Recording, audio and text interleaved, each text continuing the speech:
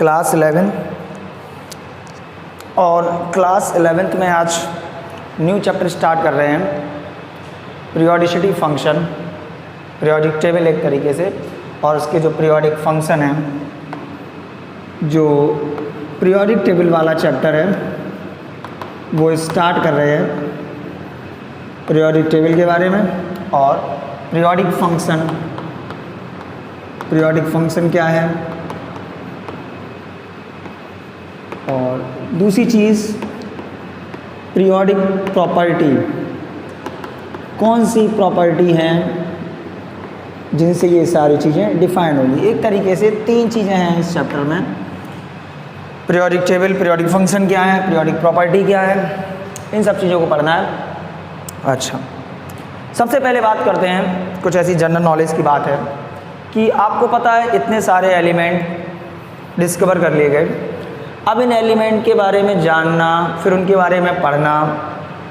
मान लो अभी non element, मान लो बाय द वे कुछ लोग 118 मानते हैं, कुछ लोग इससे भी ज़्यादा है, कुछ लोग 119 कहते हैं, कुछ कहते हैं 123 है, जो भी है, इन सबको अलग अलग स्टडी करना, इन सब के बारे में अलग अलग बताना, ये बहुत ज़्यादा टफ था और इतना पॉसिबल भी नहीं था कि सबके एलिमेंट के बारे में आप अलग अलग बता सको।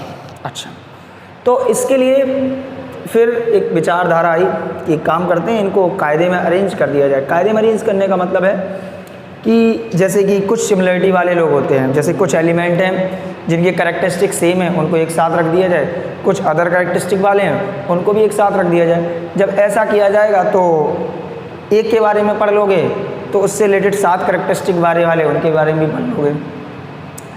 ऐसी विचारधारा बनने के बाद लोगों ने क्लासिफिकेशन देना स्टार्ट किया। सबसे पहले आपके देखो, मैं एक भी जो पुराने फेल हो गए उनके बारे में ज़्यादा चर्चा नहीं करूँगा क्योंकि कोई मीनिंग नहीं है, ठीक है। सबसे पहले क्लासिफिकेशन के लिए आपके आए डोबेराइनर, थोड़ा थोड़ा बोल दूंगा, सबने सुना है डोबेराइनर ट्राइड लॉ। इन्होंने कुछ नहीं बताया, बोले जैसे आपका लिथियम है, सोडियम है, पोटेशियम है, तो ये जो सोडियम है इसकी जो प्रॉपर्टी होगी वो लिथियम और पोटेशियम की प्रॉपर्टी का एवरेज होगा, ठीक है। लाइक इसका एटॉमिक मास 7 होता है, पोटेशियम का 39 होता है, डिवाइड किया 46 मतलब 23 आया। तो ये डोबेराइनर ट्राइड लॉ था, यही था डोबेराइनर ट्राइड्स लॉ, ठीक है। देखो इसके बाद आपका आया न्यूलैंड का ऑक्टेव लॉ।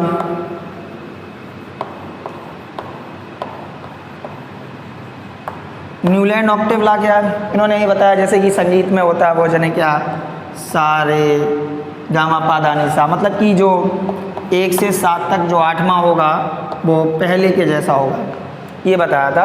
और जो न्यूलैंड ऑक्टेव लॉ है वो केवल एटॉमिक नंबर 20 तक वैलिड हो पाया, 20 के बाद फेल हो गया। इनका मतलब ये था कि जो पहला एलिमेंट है वो आपके 7वें एलिमेंट जैसा, पहला और 7वां एलिमेंट एक दूसरे से सेम होगा, जो भी है न्यूलैंड ऑक्टेव लॉ। इसके बाद आपके आए Lothar Meyer curve. Lothar Meyer curve में कुछ नहीं, इन्होंने एटॉमिक नंबर एटॉमिक मास के बीच में कुछ ऐसा ग्राफ खींचा, ऐसे करके पीक पे एल्कली मेटल इधर उधर, नोबेल गैस फलाना ठिकाना रख के, जो भी हो गया। कुल मिला के ये आए और आके चले गए, लेकिन कम्प्लीटली नहीं हुए।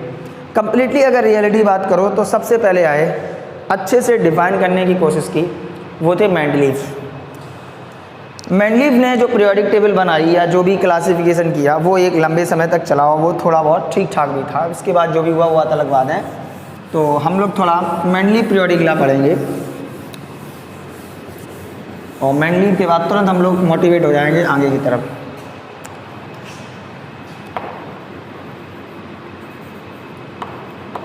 मेंडलीव पीरियोडिक लॉ क्या है? मेंडलीव पीरियोडिक लॉ इन्होंने बताया physical and chemical function of the, किसी भी एलिमेंट के जो कोई भी एलिमेंट है, इन्होंने उसका फिजिकल और केमिकल फंक्शन डिफाइन करने के लिए मॉलिक्यूलर वेट को माना। उन्होंने बताया any element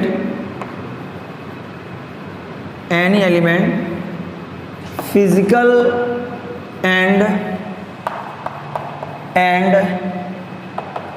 chemical property are the periodic function of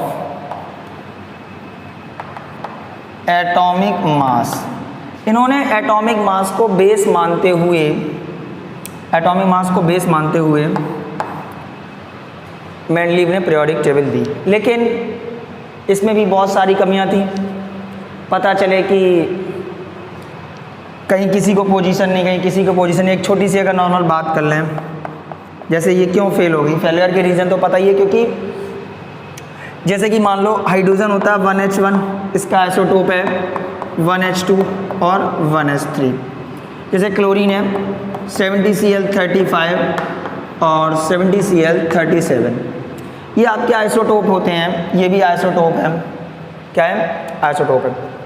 अगर हम बात करें कि अकॉर्डिंग टू मेंडलीव कि एलिमेंट का पीरियोडिक फंक्शन, फिजिकल और केमिकल प्रॉपर्टी को डिफाइन करने वाला जो पीरियोडिक फंक्शन है, वो अगर एटॉमिक मास है तो हाइड्रोजन की तो फिर 3 जगह पोजीशन होनी चाहिए, 1 2 3, ऐसे बहुत सारे। क्लोरीन की भी 2 होनी चाहिए, 35 37, 8O 16, 8O 17, 8O 18, है कि नहीं? तो इन सब की अलग अलग पोजीशन होनी चाहिए, लेकिन ऐसा तो नहीं है। तो इसी तरीके से ये भी फेलियर हो गया। और भी रीज़न है, कोई मतलब नहीं है। अच्छा, मेंडलीव की पीरियोडिक टेबल से मुझे क्या मिला? एक्चुअली में जिस टाइम मेंडलीव ने पीरियोडिक टेबल दी थी उस टाइम ज़्यादा एलिमेंट नोन नहीं थे, अप्रॉक्सीमेट 64 के समथिंग नोन थे। अगर कोई बहस करे तो मान लेना, मुझे कंफर्म नहीं है, शायद इतने ही थे। 64 के समथिंग एलिमेंट ऐसे थे जो नोन थे, लेकिन इनकी पीरियोडिक टेबल में, जो भी इनकी पीरियोडिक टेबल थी, जैसे ये A है तो D है, B है, E है तो Z है, Y है, X है, ऐसे कुछ है। बीच में खाली खाली स्पेस छूटे थे। ये बेनिफिट है, ये बेनिफिट है। और ये बेनिफिट कोई हंसी मजाक का बेनिफिट नहीं था, ये बहुत बड़ा बेनिफिट था। मुझे बेनिफिट देखना है मेंडलीव से। फेल क्यों हो गए, किसी की बुराई मत करो, अच्छा ही चीज़ें देखो। तो है क्या, इनकी पीरियोडिक टेबल में कुछ बीच बीच में खाली स्पेस छूटे हुए थे। तो सर उससे हमें क्या खाली स्पेस छूटे थे? बोले नहीं भर पाए तो स्पेस छोड़ दी। नहीं, ये खाली स्पेस ये डिफाइन करते थे कि कोई एक ऐसा एलिमेंट अभी अर्थ क्रस्ट में है, इस दुनिया में है, इस यूनिवर्स में है, जिसके कैरेक्टरिस्टिक A और D के बीच में और कुछ Z के सिमिलर हैं। अब ऐसे कैरेक्टरिस्टिक का तुम एलिमेंट ढूंढ पाओ यूनिवर्स में तो ढूंढ लो, और नहीं ढूंढ पाओ तो ये खाली जगह बनी रहने दो। तो मेंडलीव की पीरियोडिक टेबल में कुछ एम्प्टी स्पेस थे। इन एम्प्टी स्पेस से क्या हो जाता था, मुझे फ्यूचर के एलिमेंट के बारे में स्टडी इजी हो जाती थी। क्या हो जाती थी? स्टडी इजी हो जाती थी। इसके बाद आपकी आई मॉडर्न पीरियोडिक लॉ, इस पे चर्चा करेंगे और चैप्टर को अब स्टार्ट करते हैं सही से। ठीक, चलिए नोट कर लो जो भी इसमें नोट करना, वरना कोई ज़रूरत नहीं, बस ये भले ही नोट कर लो। अब स्टार्ट करते हैं चैप्टर सही से।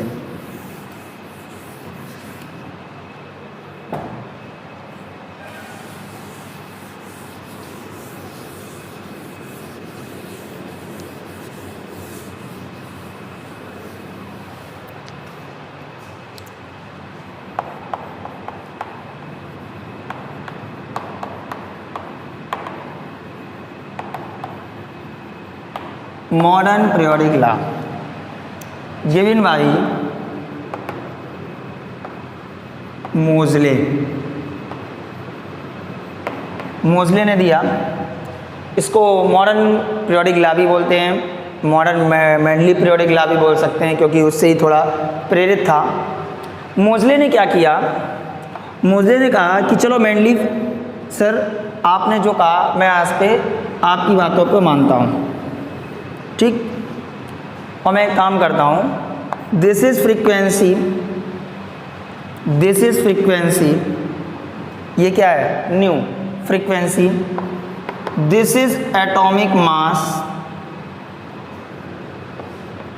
And this is atomic number.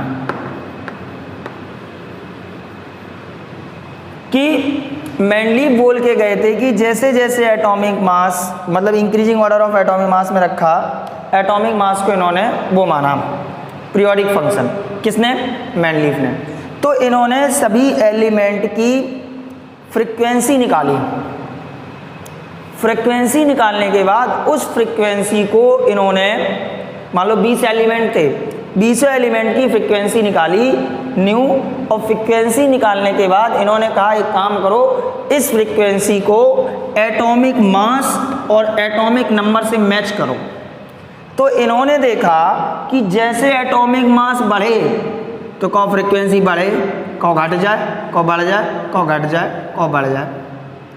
मतलब ये था कि एटॉमिक मास के बढ़ने के साथ साथ फ्रीक्वेंसी उस हिसाब से नहीं बढ़ रही थी, कभी बढ़ जाती थी, कभी घट जाती थी। तो दिस इज इर्रेगुलर ग्राफ। ये ग्राफ कैसा आया? इर्रेगुलर आया। अच्छा, फिर इसके बाद इन्होंने उसी फ्रीक्वेंसी को, जो एलिमेंटों की फ्रीक्वेंसी निकाली थी, उन्हीं फ्रीक्वेंसी को एटॉमिक नंबर से जब मैच किया तो देखा एक स्ट्रेट लाइन आई। इसका मतलब इन्होंने बताया कि जैसे जैसे एटॉमिक नंबर बढ़ा, जैसे जैसे एटॉमिक नंबर बढ़ा, एलिमेंट की एक रेगुलर वे में फ्रीक्वेंसी भी बढ़ गई। एलिमेंट की रेगुलर वे में क्या बढ़ गई? फ्रीक्वेंसी भी बढ़ गई। और फिर इन्होंने कहा कि एटॉमिक नंबर बढ़ने के साथ साथ फ्रीक्वेंसी बढ़ी। Frequency is also characteristic of any element. तो फिर इन्होंने क्लासिफिकेशन का जो बेस बनाया, फिजिकल और केमिकल प्रॉपर्टी को डिफाइन करने का जो पीरियोडिक फंक्शन माना, वो पीरियोडिक फंक्शन किसको माना? एटॉमिक नंबर को। और इन्होंने एक छोटा सा इक्वेशन दिया। क्या? इसको हटा रहा हूं मैं। क्या दिया? कि under root of frequency is directly proportional to the atomic number. इसको हटाया, एक कांस्टेंट आया b, and this is z। New क्या है? फ्रीक्वेंसी है, और b मोजले कांस्टेंट है, और z एटॉमिक नंबर है। और क्या हो गया modern periodic law? Any element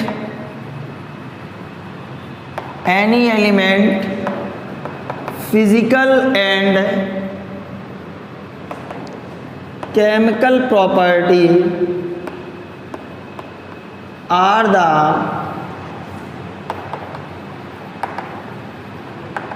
periodic function of atomic number। और इन्होंने इसको एक्सपेरिमेंटली प्रूव भी कर दिया था। ठीक, तो मॉडर्न जो पीरियोडिक टेबल आई वो मोजले ने दी। उसमें क्या था, क्या खासियत थी, पहले इसको नोट करो, फिर आगे बता रहे।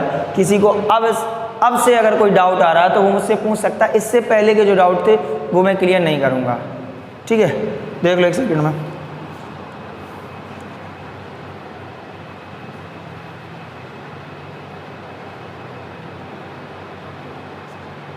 चलिए आगे बढ़ते हैं।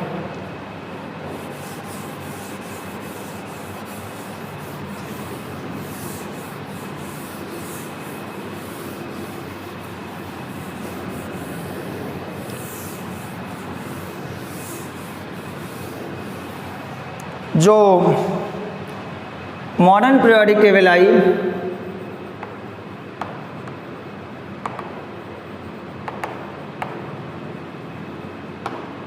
उस मॉडर्न पीरियोडिक टेबल में 7 हॉरिजेंटल पीरियड थे और 18 वर्टिकल ग्रुप थे। कुछ इस तरीके से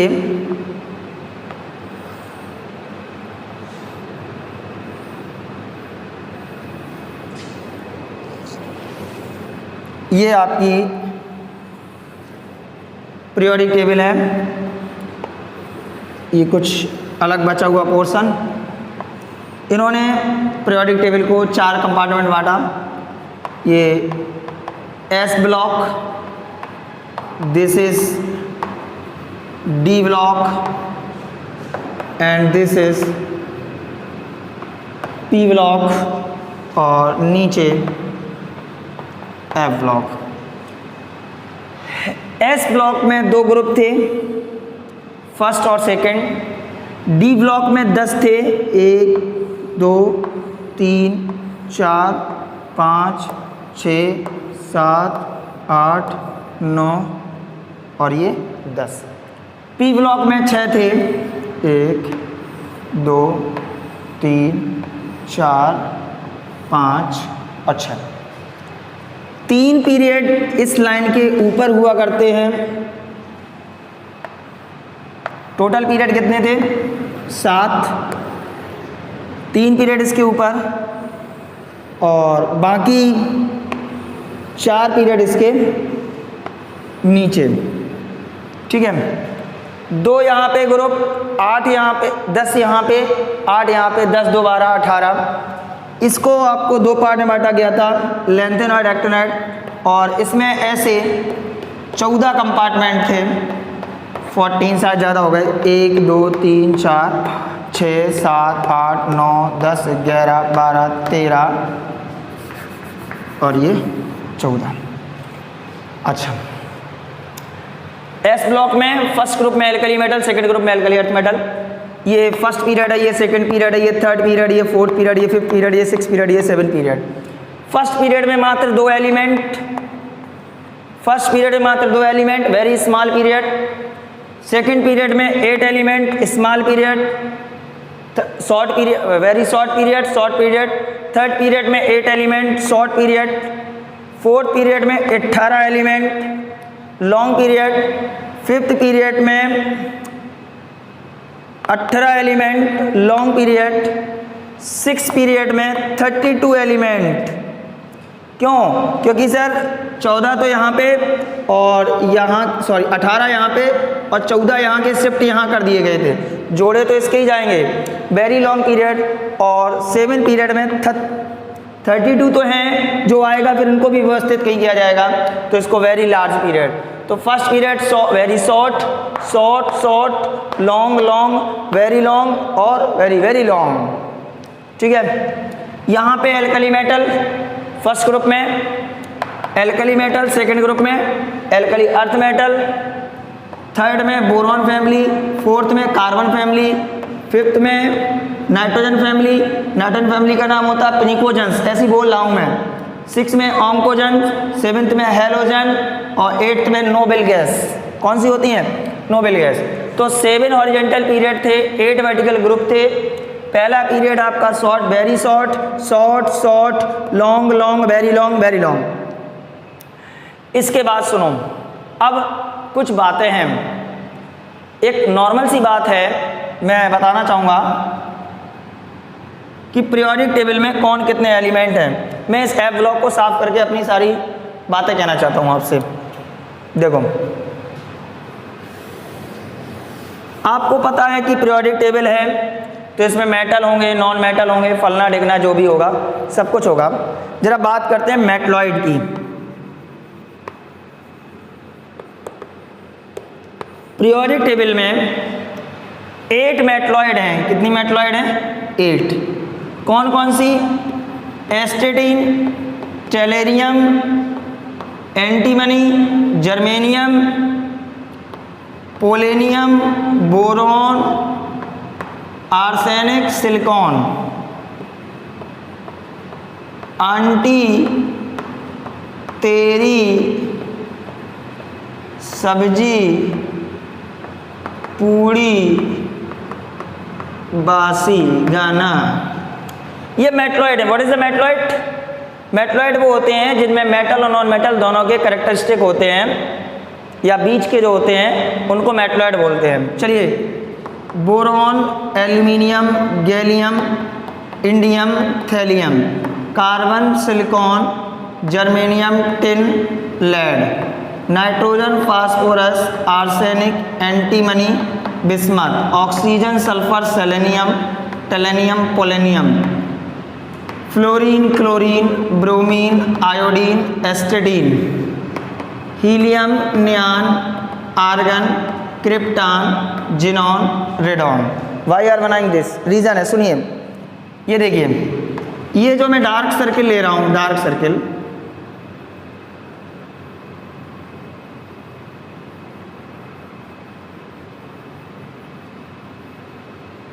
ये जो मैं डार्क सर्किल ले रहा हूँ, ध्यान सुनो। इस डार्क सर्किल के अंदर देखो 8 एलिमेंट होंगे, 2, 2 4, 2 6 और 2 8। ठीक, क्यों लिया? इसलिए लिया क्योंकि ये मेटलॉइड है। आपके पास जो भी कलर पीरियोडिक टेबल होगी, इसमें इनको अलग कलर से बनाया गया होगा। ये क्या है? मेटलॉइड, मतलब इसमें मेटल और नॉन मेटल दोनों के कैरेक्टरिस्टिक होते हैं। ठीक है, इस झिलमिल झिलमिल वाली जो लाइन है, किचिक किचिक करने वाली जो लाइन है, इस लाइन के इस तरफ, इस लाइन के इस तरफ जितने भी एलिमेंट हैं वो सब के सब क्या हैं? नॉन मेटल हैं।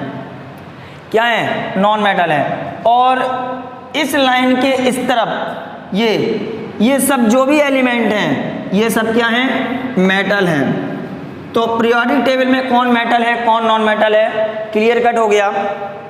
अच्छा, मेटलॉइड हो गई।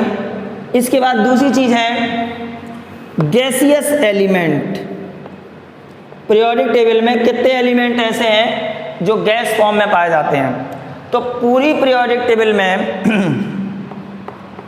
11 एलिमेंट ऐसे हैं जो आपके गैसियस फॉर्म में पाए जाते हैं। नोबल गैस, ये 6 नोबल गैस।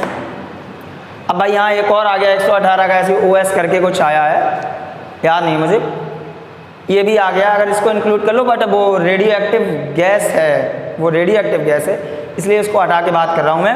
अगर कोई तुमसे बहस करे तो बहस मत करना। अगर तुमसे कोई कहे कि 12 हैं, कहते हैं यस 12 हैं, बट वो जो 12वीं आई है ना, वो रेडियो एक्टिव गैस है, उसको हम हटा के बात कर रहे हैं। ठीक है, 5 6 ये है, 6 ये, ठीक है, तो 11 है, 6 ये हो गई। 6 ये कौन सी है? Noble gas. और 5 और हैं, फ्लोरीन, क्लोरीन, नाइट्रोजन, हाइड्रोजन और ऑक्सीजन। तो टोटल कितनी हो गई? 11। अच्छा एक बात सुनो, ये जो 6 हैं ये सब की सब मोनो एटॉमिक गैस हैं। कैसी गैस हैं? Mono atomic gas. और ये सब डाई एटॉमिक हैं, मतलब नोबल गैस कैसी हैं? Mono atomic. और fluorine, chlorine, nitrogen, hydrogen, oxygen कैसी हैं? Die atomic. मतलब फ्लोरीन F2 होता है, Cl2 होता है, N2 होता है, H2 होता है और O2 होता है। नोबल गैस ये सब आपकी ऐसी होती है। टोटल कितनी होगी? 11। अगर कोई बहस करे 12 तो कहते हैं यस सर, लेकिन 12वीं आपकी रेडियो एक्टिव गैस है। बात समझ में आई? ठीक है, तो गैसियस एलिमेंट हो गए पीरियोडिक टेबल में, मेटलॉइड हो गए। कुछ और चीज़ें हैं, जनरल नॉलेज की बातें बता रहे हैं, इसको नोट कर लो, फिर इसके आगे बढ़ते हैं। चलिए, दूसरी जनरल नॉलेज की बात क्या है? मेटलॉइड हो गई, नोबल गैस हो गई, सॉरी गैसेस एलिमेंट हो गए। तीसरी चीज है लिक्विड एलिमेंट। लिक्विड एलिमेंट, तो पूरी पीरियोडिक टेबल में अगर बात करो, कुछ लोग कहते हैं कि लिक्विड एलिमेंट दो, बिल्कुल सही बात है। एप्रॉक्स रूम टेम्परेचर पे अगर बात करो तो टोटल 5 एलिमेंट ऐसे हैं, 5 एलिमेंट ऐसे हैं जो लिक्विड फॉर्म में पाए जाते हैं। वो कौन कौन से हैं? फ्रांसियम, सीजियम, मरकरी, गैलियम और ब्रोमीन। याद कैसे करोगे? फिर कैसे मरेगा गब्बर, फिर कैसे मरेगा गब्बर। तो ये लिक्विड एलिमेंट हो गए पीरियोडिक टेबल के। मेटलॉइड हो गई, नोबल गैस हो गई, लिक्विड एलिमेंट हो गए पीरियोडिक टेबल में कौन कौन से हैं। इसके बाद है एम्फोटेरिक एलिमेंट, मतलब वो एलिमेंट जो एसिड से भी रिएक्शन कर लेंगे और बेस से भी रिएक्शन कर लेंगे। वो एलिमेंट जो एसिड से भी रिएक्शन कर लेंगे और बेस से भी रिएक्शन कर लेंगे। This type of element is known as the amphoteric element. और एम्फोटेरिक एलिमेंट का नंबर पीरियोडिक टेबल में 9 है। कोई बच्चा आगे चल के मुझसे क्रॉस क्वेश्चन ना करे कि सर आपने एम्फोटेरिक एलिमेंट का नंबर 9 बताया था और ऑक्साइड तो बहुत ज़्यादा होते हैं। मैं एम्फोटेरिक ऑक्साइड की बात नहीं कर रहा हूँ, मैं बात कर रहा हूँ एम्फोटेरिक एलिमेंट की। और एम्फोटेरिक एलिमेंट वो होते हैं जो एसिड और बेस दोनों से रिएक्शन कर लेते हैं, उन्हें कहते हैं एम्फोटेरिक एलिमेंट। कौन कौन से हैं? Antimony, arsenic, tin, silicon, lead, boron, beryllium, aluminium और जिंक। 2, 2, 4, 2, 6, 2, 8, 1, 9 ये आपके हैं एम्फोटेरिक एलिमेंट जो कि आपके एसिड और बेस दोनों से रिएक्शन करते हैं। Antimony, arsenic, tin, silicon, lead, boron, beryllium, aluminium और zinc. These are amphoteric element. तो पीरियोडिक टेबल में कितने गैसियस फॉर्म में एलिमेंट होते हैं, कितने लिक्विड फॉर्म में होते हैं, कौन मेटलॉइड हैं जिसके एसिड और बेस मेटल और नॉन मेटल दोनों के जैसे कैरेक्टरिस्टिक हैं, और कौन ऐसे हैं जो एसिड और बेस दोनों से रिएक्शन करते हैं, मतलब एम्फोटेरिक एलिमेंट है। ये बातें हो गई। इसके बाद फर्स्ट ग्रुप में आपको पता है एल्कली मेटल होता है, सेकंड ग्रुप में एल्कली अर्थ मेटल होता है। ये बोरॉन थर्ड पीरियड में बोरॉन फैमिली है, फोर्थ में कार्बन फैमिली है, फिफ्थ में नाइट्रोजन फैमिली। इसको पिनिकोजेंस बोलते हैं, इसको ऑन्कोजेंस बोलते हैं, इसको हेलोजेंस बोलते हैं और इसको नोबेल गैस बोलते हैं। वो अलग बात है, बाद में बताएंगे, ठीक। और ये आपका डी ब्लॉक है, और डी ब्लॉक में आपके 10 ग्रुप होते हैं, और यहाँ पे एलिमेंट आपने तमाम एलिमेंट हैं, वो बात सब बात अलग है, ठीक है। तो अभी हम आगे बढ़ते हैं किस तरफ, पीरियोडिक प्रॉपर्टीज। पीरियोडिक प्रॉपर्टी, कौन कौन सी प्रॉपर्टी हम लोग डिफाइन करेंगे इस चैप्टर में, तो हम बता रहे हैं आपको।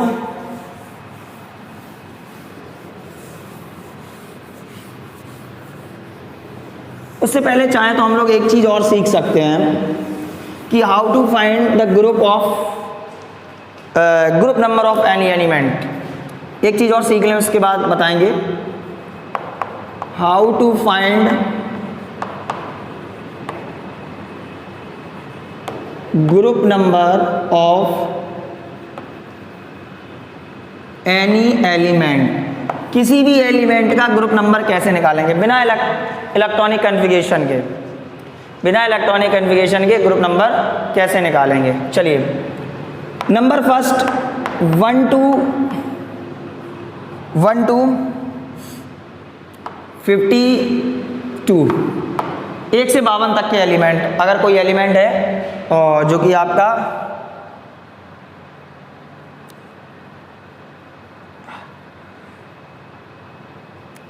एक से 52 तक का है, तो उसका हाउ टू कैलकुलेट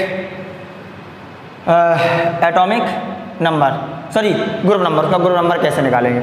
उससे पहले जरा देखो, नोबेल गैस को लिखेंगे helium, neon, argon, krypton, xenon और ये रेडॉन।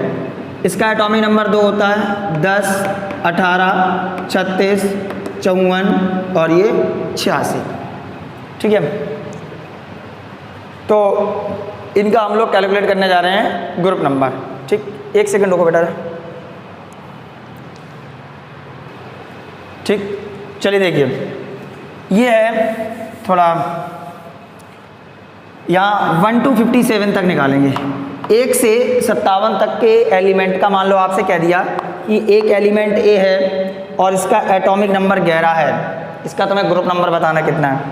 एक एलिमेंट बी है और इसका एटॉमिक नंबर 47 है, इसका ग्रुप नंबर बताना कितना होगा।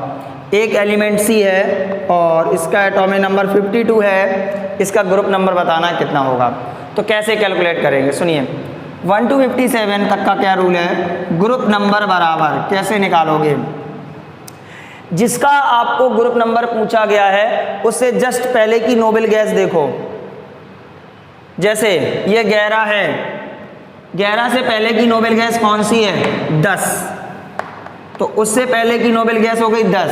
इसमें कितना जोड़ें कि 11 हो जाए, 1, 11 हो गया। जैसे ये 47 है, 47 से पहले की नोबेल गैस कौन सी है, 36 में कितना जोड़ें कि 47 हो जाए, 11 जोड़ दिया। 52 से पहले की नोबेल गैस भी कौन है? 36 है। और 36 में कितना जोड़े हैं कि 52 हो जाए 16। ये जो आप जोड़ रहे हो कहाँ तक? इतना होने के लिए नोबेल गैस में ये जो जोड़ रहे हो इतना होने के लिए this is the group number. मतलब एटॉमिक नंबर 11 वाले एलिमेंट का ग्रुप नंबर कौन सा होगा? पहला। एटॉमिक नंबर 47 वाले का ग्रुप नंबर कौन सा होगा? 11वां। एटॉमिक नंबर 52 वाले का कौन सा होगा? 16वां। कौन सा होगा? 16वां। तो क्या ग्रुप नंबर बराबर? नोबेल गैस प्लस नंबर, और जो नंबर जोड़ोगे वो आपका होगा ग्रुप नंबर। तो 1 to 57 तक ये रूल है। इसके बाद चाहे तो यार 56 लिख लो, 1 to 56। इसके बाद 57 से 71 तक जो एलिमेंट हैं उनको पीरियोडिक टेबल में नीचे रखा गया है। बोलो, रखा गया ना? ठीक। तो उसके बाद 72 से 88 तक, 72 से 88 तक का अगर आपको ग्रुप नंबर निकालना हो तो कैसे निकालोगे? कैसे निकालेंगे? ग्रुप नंबर बराबर, सपोज आपको 75 का निकालना है, 75 ई का ग्रुप नंबर निकालना है। कोई एलिमेंट है ई जिसका एटॉमिक नंबर है 75 और इसका ग्रुप नंबर निकालना है। तो देखो 72 से 88 तक ये रूल लगेगा। कितने तक लगेगा? 72 से 88 तक। 72 से पहले नोबेल गैस देखो 54 देख लिया। ये 57 से 71 तक के एलिमेंट जो नीचे रखे गए हैं ये रियलिटी में तो पीरियोडिक टेबल में एक डिब्बे के हैं ना, मतलब एक डिब्बे में कितने एलिमेंट होंगे? 14। तो इसमें पहले जोड़ो 14। 72 से 88 की बात कर रहे हैं। 54 प्लस 14 कितना हो गया? 68। अब इसमें कितना जोड़ें कि 75 हो जाए? सर इसमें 7 जोड़ा, 7 इज द ग्रुप नंबर। तो 75 वाले एटॉमिक नंबर वाले एलिमेंट का ग्रुप नंबर कितना होगा? 7। सर एक और चेक करा दो। चलो 84F कोई एलिमेंट है, इसका क्या निकालना? Group number. Yes sir. 84 72 से 88 के बीच में आ रहा है, ठीक है। 84 से पहले की नोबेल गैस 54 में क्या जोड़ोगे? पहले ये 14 जोड़ दिए, कितना हो गया? 68। अब 68 में कितना जोड़ेंगे? 84 हो जाए। Yes sir. 16 जोड़ दें। कितना जोड़ दें? 16। इसका मतलब इसका ग्रुप नंबर कितना हो गया? 16। एटॉमिक नंबर 84 वाले एलिमेंट का ग्रुप नंबर कितना होगा? 16। अच्छा, इसके बाद सर फिर इसके बाद 89 से 103 तक, 89 से 103 तक फिर पीरियोडिक टेबल में नीचे रख दिए गए। रख दिए गए। इसके बाद के एलिमेंट की कहानी क्या है इसको नोट करो, उसके बाद की बता रहे। ये हो गया। चलो देखो, अब 89 से 103 तक आ गए तरह। अब इसके बाद 103 के बाद क्या है? 104, 105, 110, 112, 118, बस ये है। अब कहा गया इसका ग्रुप नंबर बताओ, क्योंकि 89 से 103 तो नीचे आ गए। अब इनका ग्रुप नंबर बताओ। अब करने बैठे क्या? इलेक्ट्रॉनिक कन्फिगरेशन, हवा टाइट, कुछ नहीं। लास्ट के जो दो अक्षर हैं, this is the group number. बताओ 104 वाले का ग्रुप नंबर कितना होगा? 4। 105 वाले का 5, 110 वाले का 10, 112 वाले का 12, 118 वाले का 18, 117 वाले का 17। ठीक है, तो यहाँ से हम लोगों ने ग्रुप नंबर निकालना सीख लिया। ठीक, अब हम लोग अगले लेक्चर में बेटा periodic function like atomic radii, screening effect, effective nuclear charge, ionisation energy, electron affinity, ionic potential, बहुत सारी चीज़ें हैं, इलेक्ट्रॉन एफिनिटी, ये सारी चीज़ों के बारे में पढ़ेंगे कल के लेक्चर से। आज थोड़ा इन्फॉर्मेटिव वैल्यू थी पीरियोडिक टेबल के बारे में। Okay, thank you, good night.